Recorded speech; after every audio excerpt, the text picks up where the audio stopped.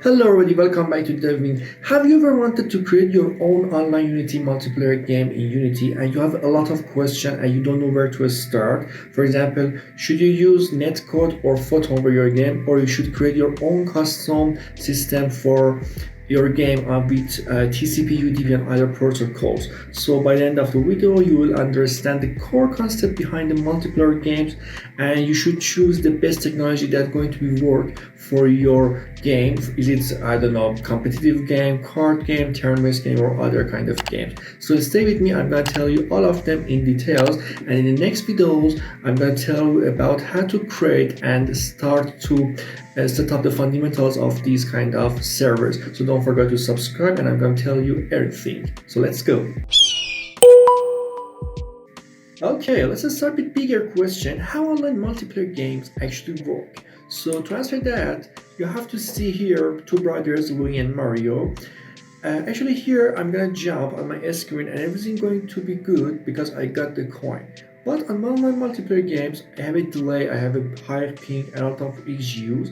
And you can see on Louis' screen I got lost the coin, and this is a problem because I just sent inputs or logics such as locations and other events. So I have to solve this problem about jumping or other events that are going to happen in my game. Is going to be crucial in competitive game and fast-paced game, and you have a lot of challenges at these kind of games. But on turn-based games, it's going to be much easier to sync everything. So this is the ping.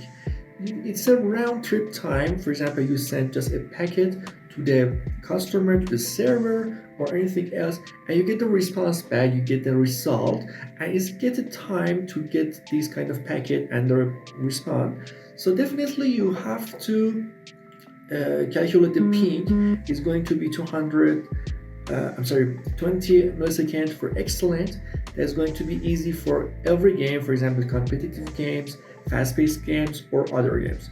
And 100 milliseconds is going to be good for games such as turn-based games, card games, and even multiplayer games, but not the fast one.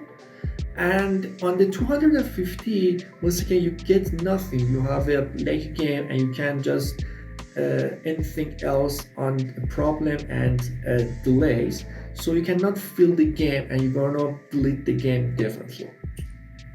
Okay, everything is based on the synchronized on the multiplayer game, so you have to sync everything as best as you can. For game copies, you have to just keep and make sure everyone are at the same place, at the same location, and all events are synced. If you get hit, all of them should know about you got hit, and they have to be synced and update in each frames. Okay, to do that, we have three main architectures. The first one is host. One of the clients are going to be reliable and you're going to trust as a client. So if I'm player B, I'm going to send the data to a host, and host we're going to share with other players. So it's easy to set up. You can just install a high level package such as I don't know, Netcode, so it starts to creating your game. But there's some disadvantage here. If the host as a client leave the game will be end immediately because there is no host or server to share to the other players. So the game is going to be end as the host going to actually exit the game. So we have to go into another way to make it is a dedicated server. It's going to be fair, reliable, and stable, and definitely secure for all players. There is a server in another location, for example, in a data center, and you're going to buy it, and you have to actually rent it, not exactly buy it. And it's going to be costly, definitely, but it's not too much to start. For example, $10, $20 per start, so it's not to be too much to start. It's the best way that you can create your own game for market, so definitely you have to think and learn more about this version. But the next version is peer-to-peer, and it's actually with no cost, and you have nothing about the server. Each player is going to send a packet to all player directly, and there's nothing, but it's completely hard to scale, and you're going to be out of sync easily because imagine you just send the data to the player A, but that packet going to be lost to player D. So the player D will be out of sync, and this is a bigger problem on peer-to-peer, because there's a thousand of packets. For example, 4 times we have here, or 3 times, because of each player going to get the same packet at the same time.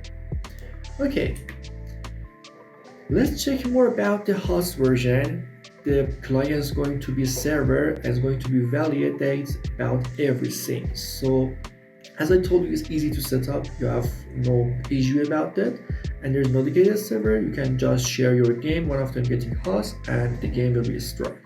But there's a low latency because it depends completely to the host internet connection speed. If it has experienced a low latency, a lot of problem on connection issue, all of them going to experience as well, because they are connected to the this one, and this one cannot actually afford to create a good speed for the game. Okay, the next one, as I told you, is a dedicated server. This is a base version because it's authoritative and everything is authoritative on the server, and you just send your packet and it's going to validate for you, make it reliable, and it's going to share it with other players. So it's fair, it's stable, secure, and most of the games, there are AAA games or other games in the market going to use it. For example, Counter-Strike, Valorant, Fortnite, or other games, even Clash of Clans. And the disadvantage about here is about it has a lot of cost, and you have to rent your own server. It's going to be costly at the start, but after that it's not even important about thinking about the cost. It's not too much actually.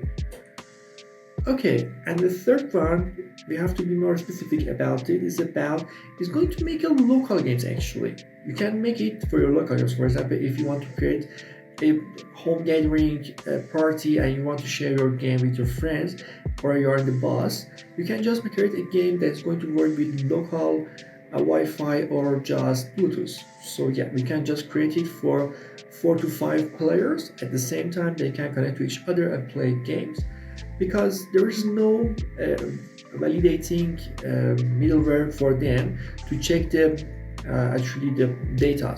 So I can just easily tell about my house. For example, I can say I have 1,000 house instead of 100. So definitely you have to be close together to check and reliable each other live by each person. So there's nothing to check this.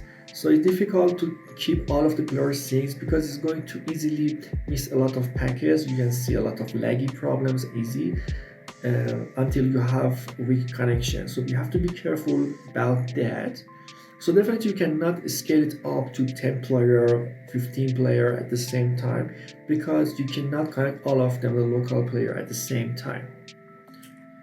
Okay, I told you about AAA games, for example Counter-Strike, Apex, and the games are for PC and consoles, or even real-time multiplayer games, for example Brawl Style, PUBG Mobile, Call of Duty, or the game are competitive and they are on mobile, so you have to definitely use dedicated server.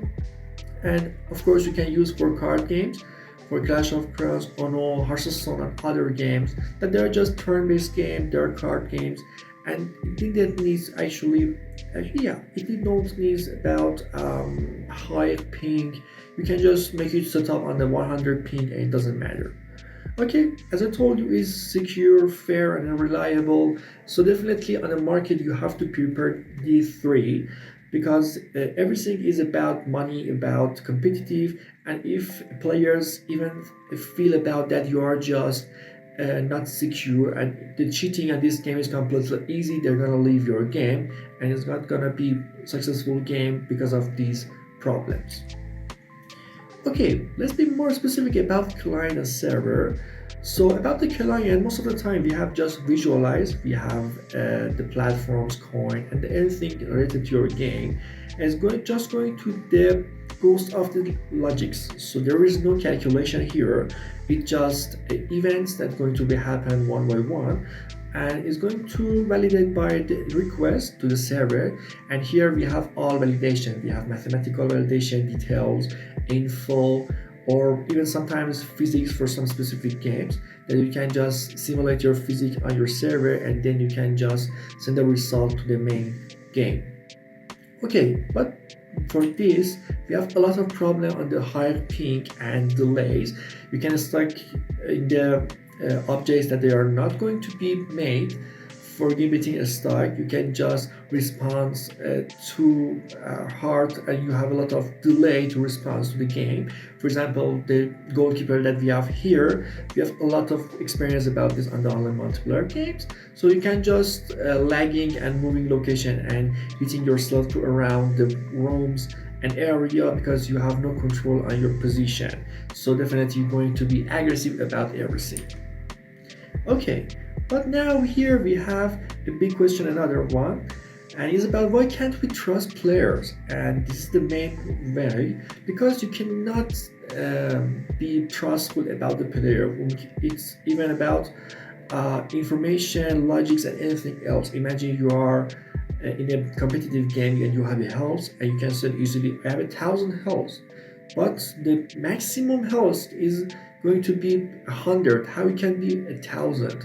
So you have to reliable and validate and verify this design in the local games by the authoritative server sites. Definitely it's going to be better choose to, and you are just creating your game for market, not for your personal experience.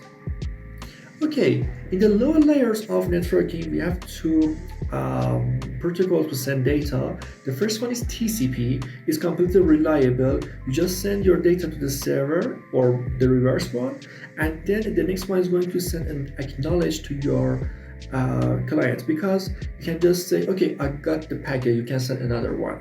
I got the first one, second one, third one. So it's going to be in a priority in order, and you get this one by one. There's no problem. If you get missing the packet, you can just request for another one by the TCP or in another name and package. It's Suited.io, so definitely it's going to be easy.